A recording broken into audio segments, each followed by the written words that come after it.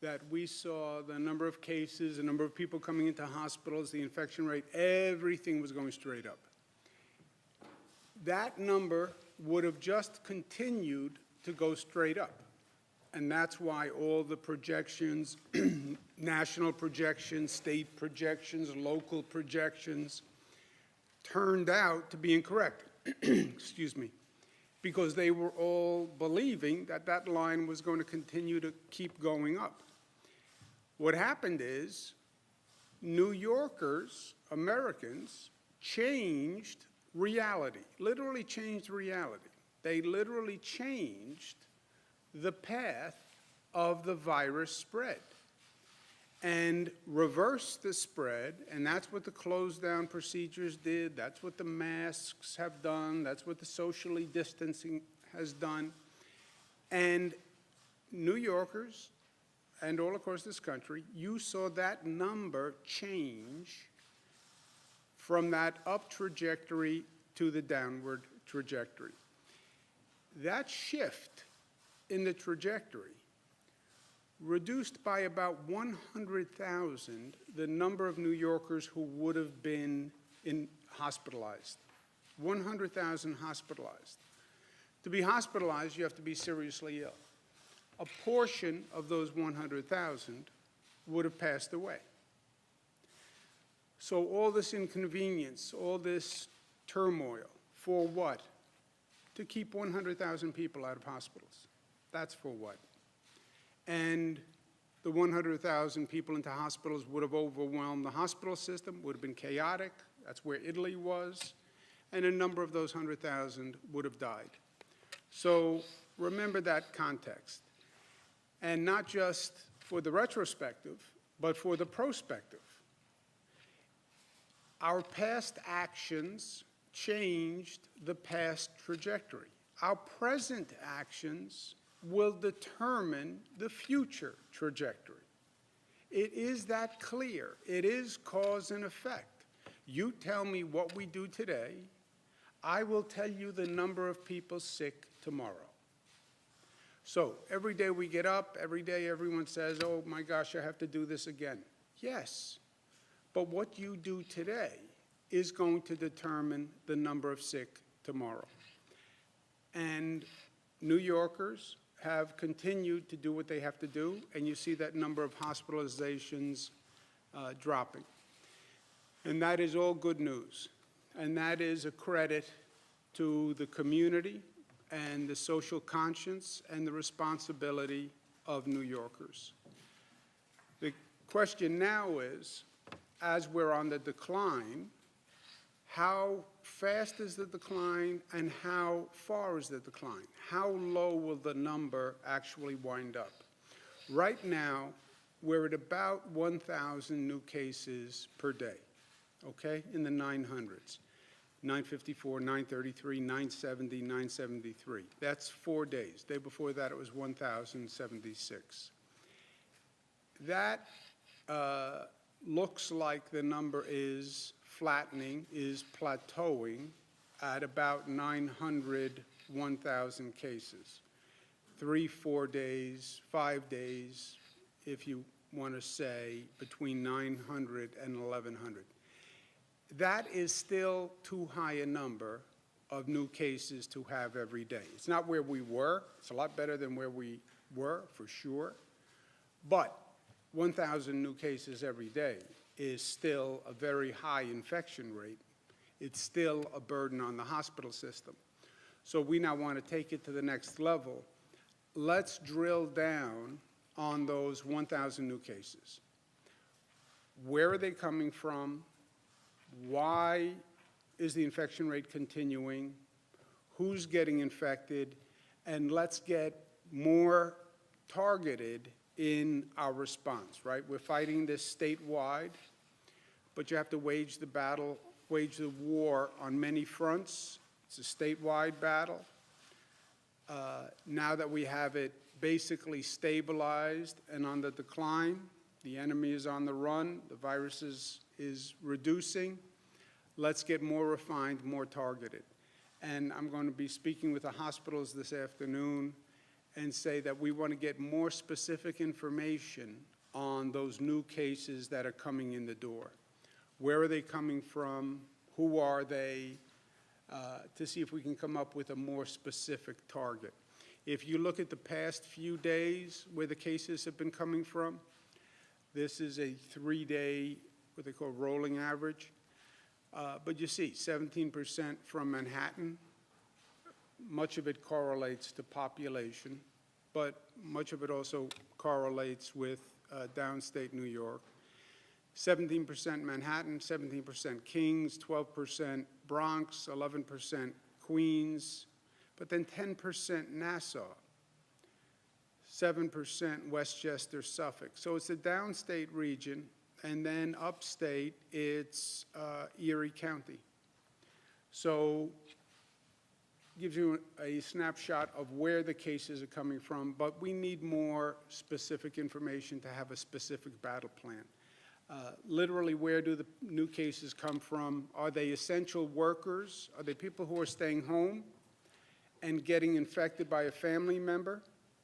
Or are they essential workers who are still traveling and possibly getting infected at work? Where do they work? How do they commute? Is this a question of getting infected on public transportation? We just announced new subway, buses, Long Island Railroad, Metro North, protocols. Where in the state are these people who are being transferred from a nursing home? What's their sex? What's their age? What's their previous health status? What are the demographics? Let's get more specific information from the hospitals to see if we can come up with a strategy that is more tailored to the reduction of these 1,000 cases per day. The number of deaths, 289, lower than it has been, but still tragic and terrible. And all the good numbers, all the good news, for me, every day, this number just wipes that all away. We announced a statewide policy for our schools. We did it last March 18th. We said that we were going to close schools all across the state, K-12 and higher education schools. We waived what was called the 180-day requirement, which was a state regulation that schools had to have 180 days of teaching. Schools then transferred to distance learning programs, meal delivery services, child care options for essential workers. That has actually worked out well, not perfectly. We had to do it in a rush, but there are lessons that we can learn here that could change teaching going forward and teaching in these types of situations going forward. But it did work. It basically functioned well, and teachers did a phenomenal job stepping up to do this. It was a hardship on everyone, but we made the best of the situation. Colleges and universities were also moved to distance learning. Campuses were closed unless a student really needed housing on the campus. Schools, obviously, by definition, have higher density. They have transportation issues, kids who are getting on a bus. We didn't have the protective measures to put in place. You have 700 public school districts, 4,800 schools in this state. Then you have 1,800 private schools, 89 SUNY and CUNY campuses, 100 private colleges. In total, it's 4.2 million students. So the decisions on the education system are obviously critically important. We must protect our children. Every parent, every citizen feels that. We must protect our students. We have to protect our educators. And given the circumstances that we're in and the precautions that would have to be put in place to come up with a plan to reopen schools with all those new protocols, how do you operate a school that's socially distanced, with masks, without gatherings, with a public transportation system that has a lower number of students on it? How would you get that plan up and running? We don't think it's possible to do that in a way that would keep our children and students and educators safe. So we're going to have the schools remain closed for the rest of the year. We're going to continue the distance learning programs. Schools have asked about summer school and whether we'll have attendance in schools for summer school. That decision will be made by the end of this month. Again, nobody can predict what the situation is going to be 3-4 weeks from now. So we're trying to stage decisions at intervals that give us the information, but also enough time for people to make the preparations they need to make. So any decisions on summer schools will be made by the end of this month. But in the meantime, meal programs will continue. The child care services for essential workers will continue. And then we want schools to start now developing a plan to reopen.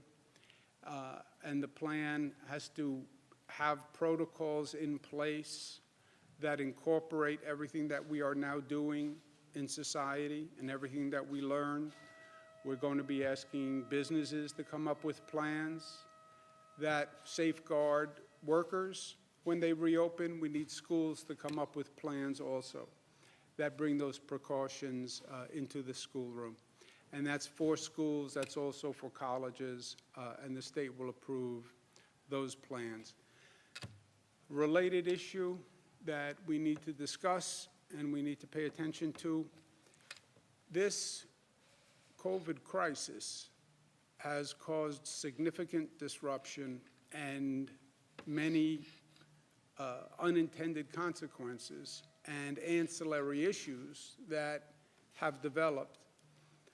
And one of them is when you have people who are put in this situation immediately with no notice, it has caused serious mental health issues. You have anxiety, depression, insomnia, loneliness, that feeling of isolation. We're seeing the use of drugs go up. We're seeing the use of alcohol consumption go up. This is a chronic problem. If you're feeling these issues, you're not alone. As a matter of fact, half of all Americans have said that their mental health has been negatively impacted. Don't underestimate the stress of this situation. And it happens on a lot of levels. 3 out of 4 say that their sleep has been affected. You don't know where your next paycheck is coming from. You don't know if your job is going to exist. You're at work one day, the next day they say everything's closed, stay in the house. You're in that house in a confined situation, or you're in an apartment in a confined situation. You can't get out. It's difficult. For emotional support, we have a hotline that is set up. People shouldn't be shy in any way or have any second thoughts about calling for help. It is a pervasive problem, and people should make the call and get the help if they need the help. We also see, in line with what we're talking about, a dramatic increase in the incidence of domestic violence.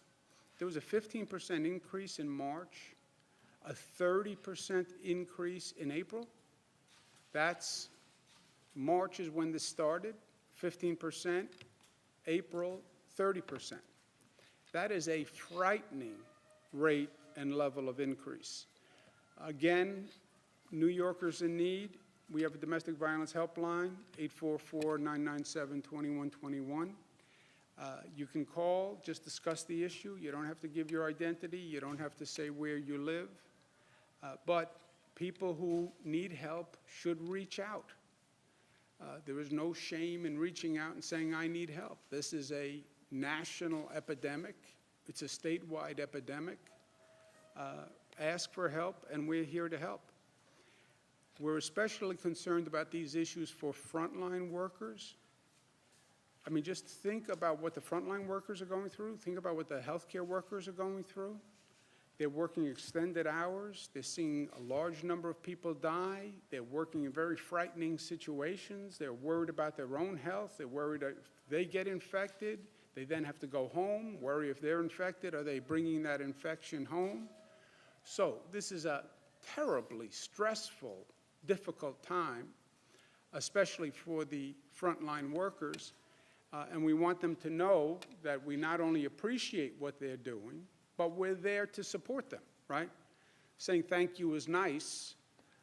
Acting in gratitude is even nicer. So we have a special emotional support hotline for our essential workers. And we're also going to direct all insurers to waive any cost-sharing copay deductibles for mental health services for essential workers, which means the mental health services will be free for frontline workers, and they'll be at no cost. And too many people, too many families have said to me, well, you know, I would go for services, but I don't want to pay the cost. I can't afford it. I don't want to take that money from my family. That's gone. There is no cost to get mental health services. So just wipe that reason away and get the help that you need. It's even if it's even in the best interest of your family. Last point, personal opinion. Who said when life knocks you on your rear, learn, grow up, and get back up? Was it A.J. Parkinson? It was not A.J. Parkinson. It was me. Nobody ever said that, just me. When life knocks you on your rear, ... learn, grow, and get back up. This has been a very difficult situation for everyone. But when life knocks you on your rear, learn and grow. And we will collectively learn and grow. We're going to learn many difficult lessons from this situation. We're going to learn about public health threats that we never saw before, we never heard of, we never really anticipated, we never actualized. Everyone talked about global pandemics and that possibility, but you know what? Until it happens, people don't really get it. Our hospital system and how that works and how it works in an emergency, how teleeducation works, how telemedicine works, how you keep society functioning during an emergency, how you communicate to people the dangers of a situation without panicking people, because you still need essential workers to come out and do their job. You don't want to panic people where they say, I'm not leaving the house. But you need to communicate the facts so people act responsibly. How do you do that in a short period of time? What do you do about public transportation? We learned a whole lesson with the downstate public transportation system. So there'll be a lot to learn from this, which we will learn and we will be the better for. I believe that. And that's part of life. In the meantime, we have to go day to day, and we try to make the best of a bad situation. You try to find that silver lining through the dark clouds. All of us try to do it in our own way. Everybody is struggling with it in their own way. And that's all across the board. In many ways, this is the great equalizer. It doesn't matter who you are, where you are. This impacts your life dramatically. But personally, if you work at it, maybe you can find a little silver lining. I'm sitting there last night with my daughter, Michaela. She's my baby. The baby is now 22. And she says to me, you know, Dad, think about it. I've spent more time with you now than I will probably spend with you in the rest of my adult life. I said, wow, what does that mean?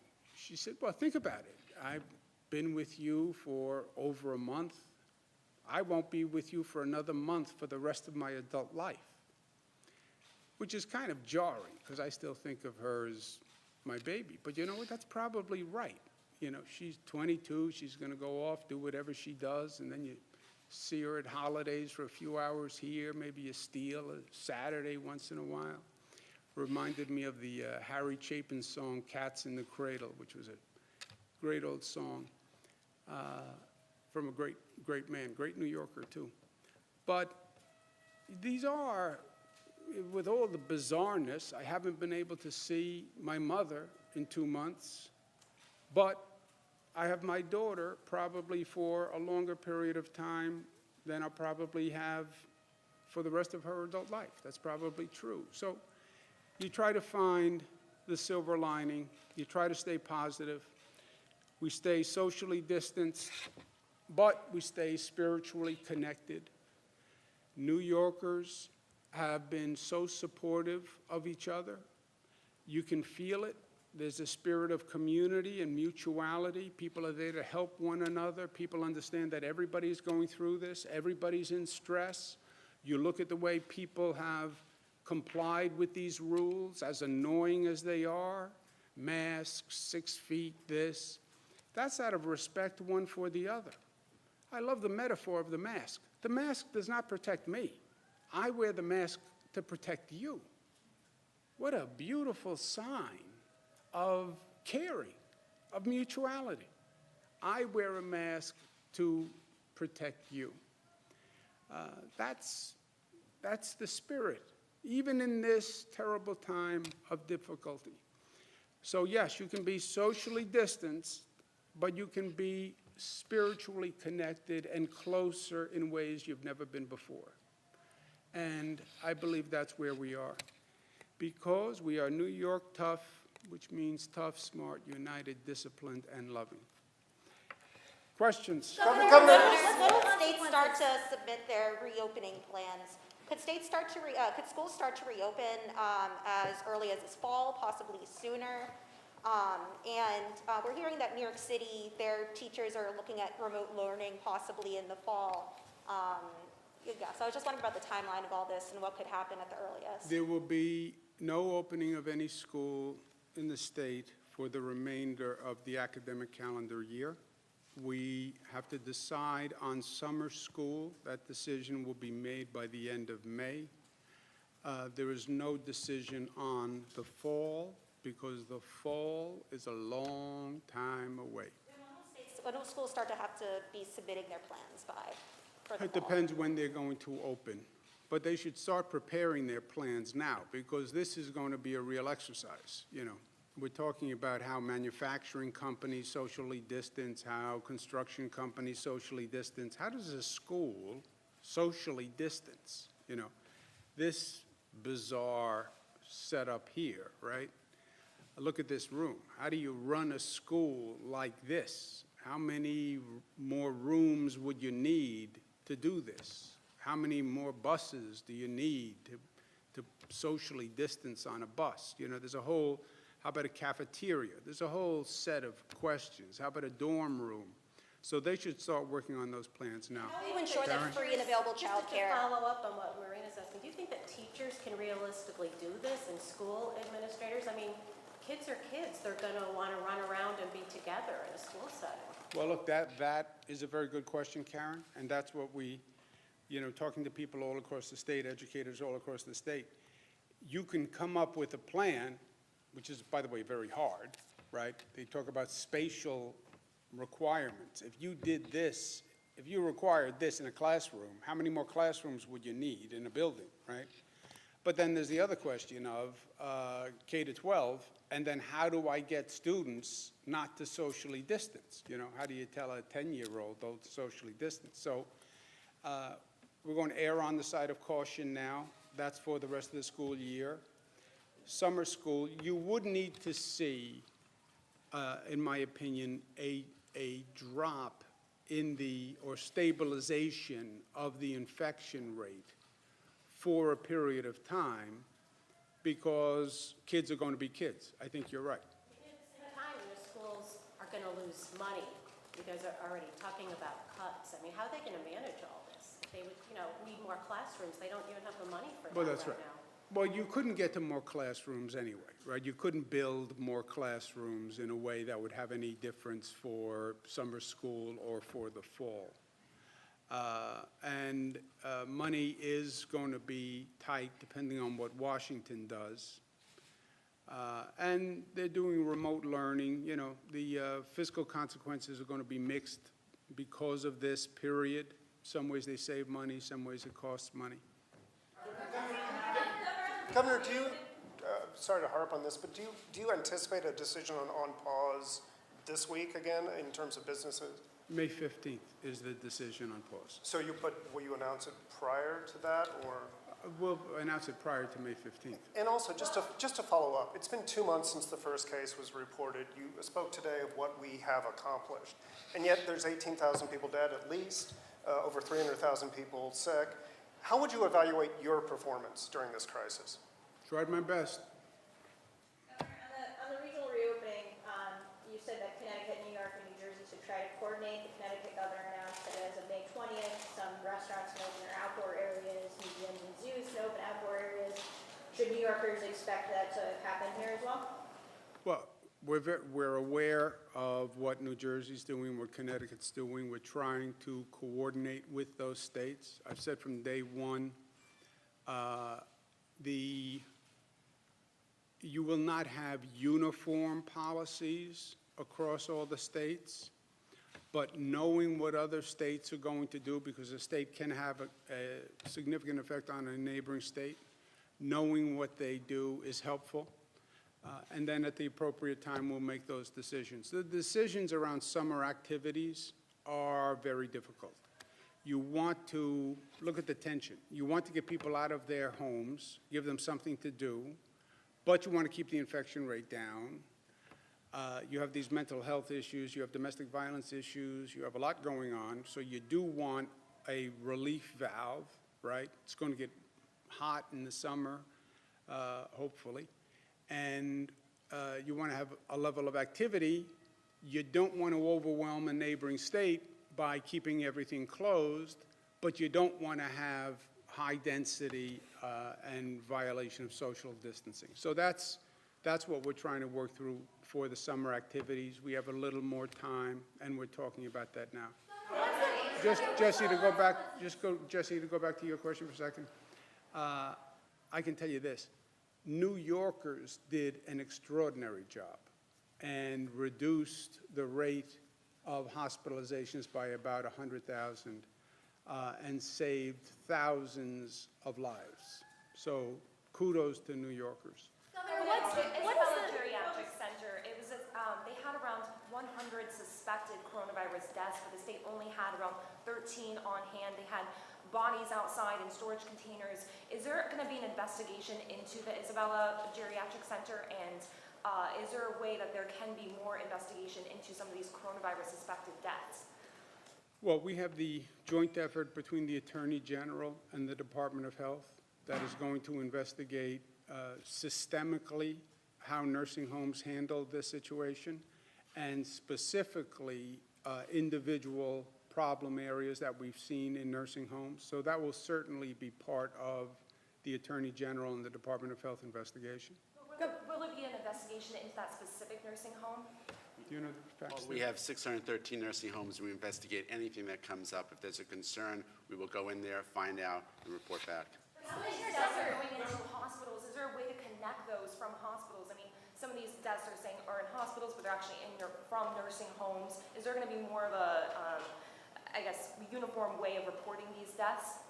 There is a formal, I understand your question. There is a formal process of how we go in to investigate, try to find out what happened, what were the events, what could we do to prevent that in the future, and we're addressing all of them, and whether it's tied to a hospital, tied to the nursing home, or both. And just so you're clear on the facts now of what we're doing, we report hospital deaths and nursing home deaths separately. That's on the slide every day. The question we're now asking the hospitals, one of the questions that I posed, was someone transferred from a nursing home to a hospital and then passed away in the hospital? And we want to know that. That's your question, and that is a good question, and we're going to be asking that today. And when I get on the phone with the hospitals, I'm going to ask them just that question. The importance of protecting essential workers. You're disinfecting subway cars and buses in New York City. We're hearing from essential workers in grocery stores who tell us they're overwhelmed by people who are rushing to the store, who are not wearing masks, who are not practicing social distancing. And so I guess the question is, should these stores be refusing to allow customers in who are not wearing masks? And if one of those essential employees is fearful of showing up for work, can they be denied unemployment benefits?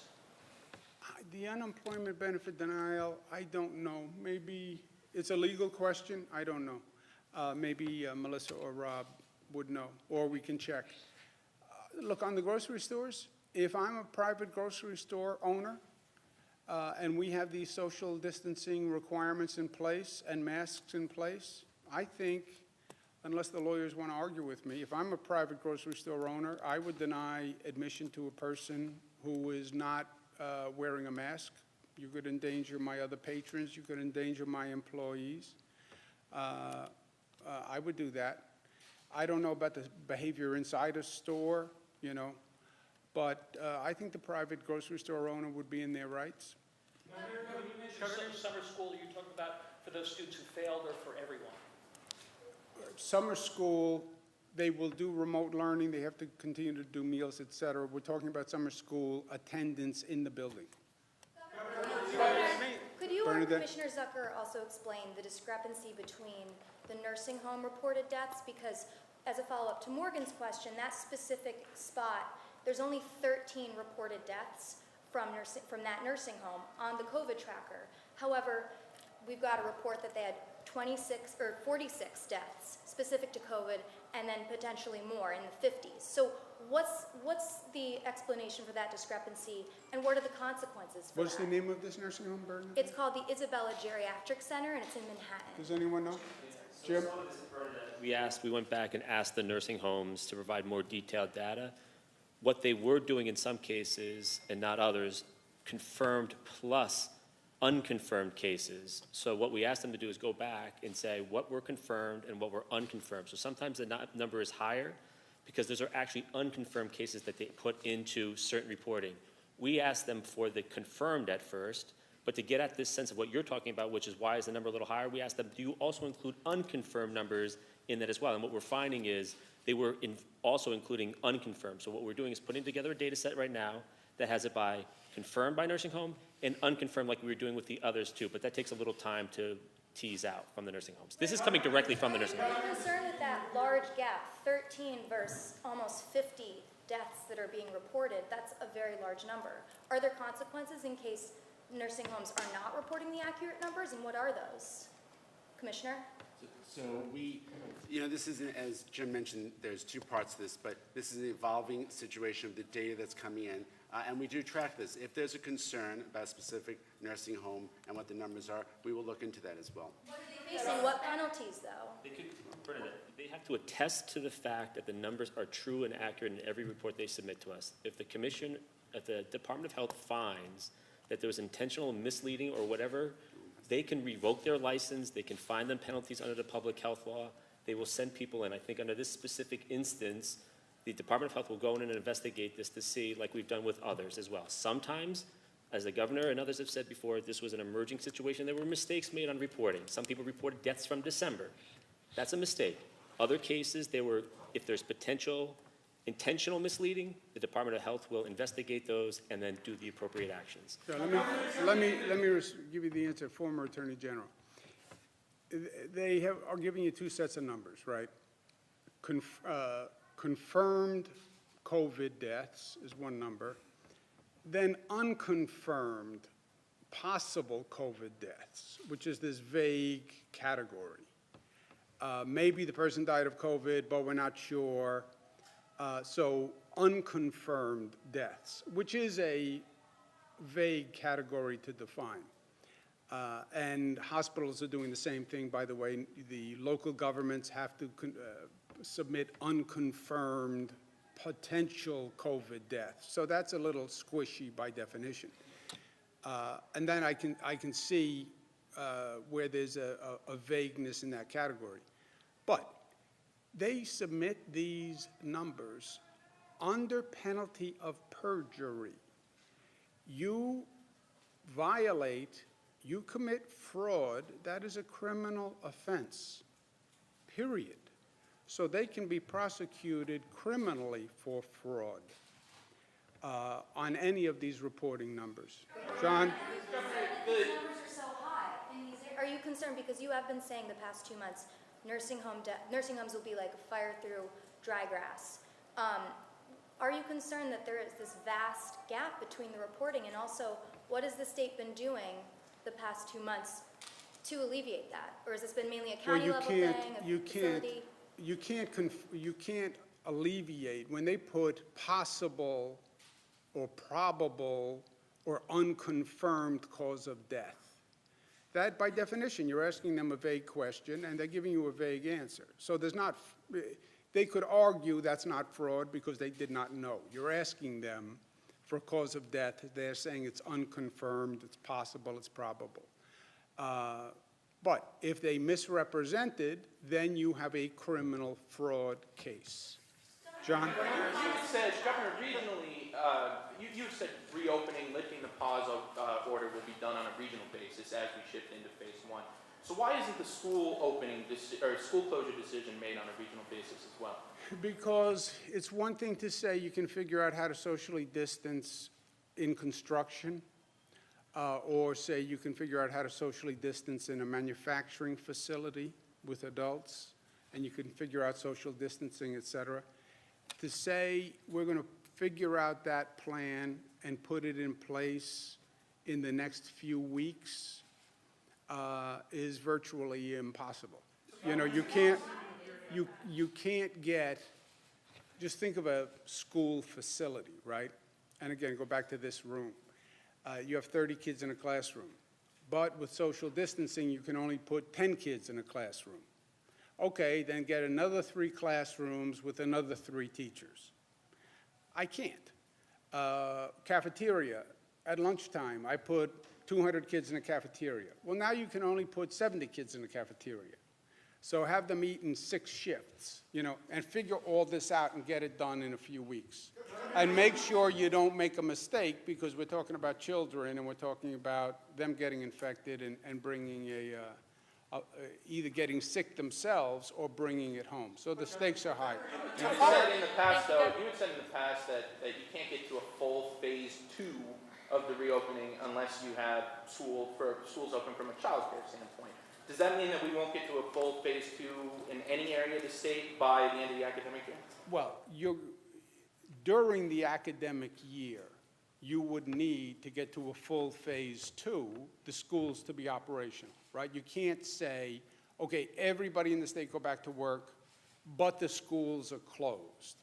It'd be very hard for part of the workforce to do that. But you're at the end of the school year anyway here in a few weeks, right? And then you're in the summer months, and then the big question is going to be September. Are you ready to reopen the schools in September? And if you don't, then you can argue you're not going to be ready for a full business opening if you're not opening the schools in September. I think that's true.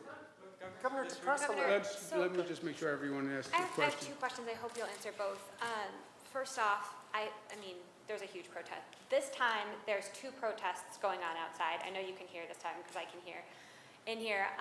So I went and talked to them. I wanted to know what was going on. One is Reopen New York State, who you've already heard from. The other is Citizen Action New York, and they are asking you to cancel rent. I asked the organizer how it would be funded, and she suggested that you tax billionaires. Is this idea feasible, and what is your response to that group of protesters that are lying down Washington? Yeah, look, you have protesters in front of this building on a continuing basis. You think these are protesters. You know, there's several dozen. You come when we're doing a controversial bill, we have hundreds of protesters all filling the entire building. It's like the building vibrates with the chants. And that's, in some ways, great. That's democracy. People have an opinion. Last week, you asked about the protesters who wanted everything open. The other day, you asked about protesters who wanted everything closed. That's what you get. One day it's everything open, one day it's everything closed.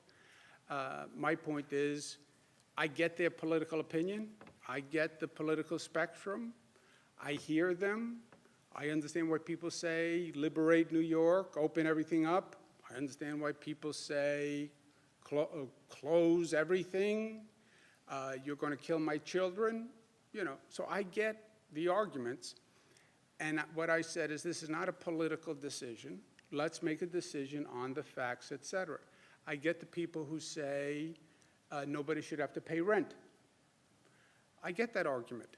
I get the landlords who say, and the building owners who say, if nobody pays rent, I'm going to walk away from my building, and then it's going to be vacant, and I'm not going to pay any bills, because if they don't pay rent, I'm not paying bills, and then you're going to have collapse of buildings.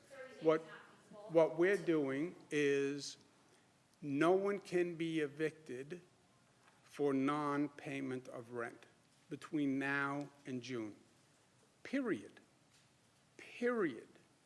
If a person can't pay their rent because of the situation, they cannot be evicted.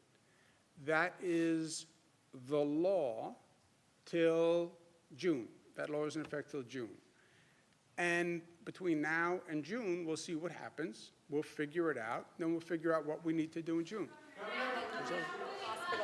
Last one. Go Now ahead. that hospitals have to report to the state where people are coming from when they're sick with COVID, their addresses, occupation, we're now 2 months into this outbreak. Why didn't we require that sooner when we could have tracked it more, I guess, feasibly? We have some of the information, but this is now going to be an extraordinary, when I get on the phone with the hospitals, they're going to say this is an extraordinary reporting requirement, right?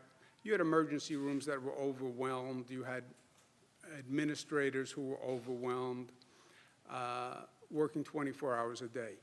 To get this level of granular detail on people who are walking in the door and get it to us on a nightly basis, this is going to be a significant administrative burden on them. Are they essential workers? There's no such thing as an essential worker before this. How do they commute? That's a question that I don't think has ever been asked of a patient before, you know. If you are an essential worker, where do you work? You know, these are not questions that the healthcare system ever asks. But since it's down to 1,000 new cases per day, I'm going to say to the hospitals, I understand it's a burden, but it's 1,000 people statewide. It's only several hundred in downstate New York. I understand the burden. The volume is a little lower.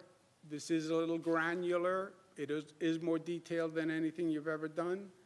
But it's important for us to get it now so we can come up with a more specific, targeted plan. Okay, guys, thank you very much. Thank you.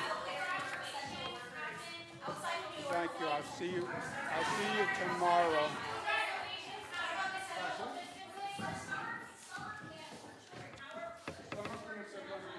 Summer camp decisions will follow the regional decisions. Whatever we do in that region will apply to the summer camp. Thank you, guys. I'll see you tomorrow.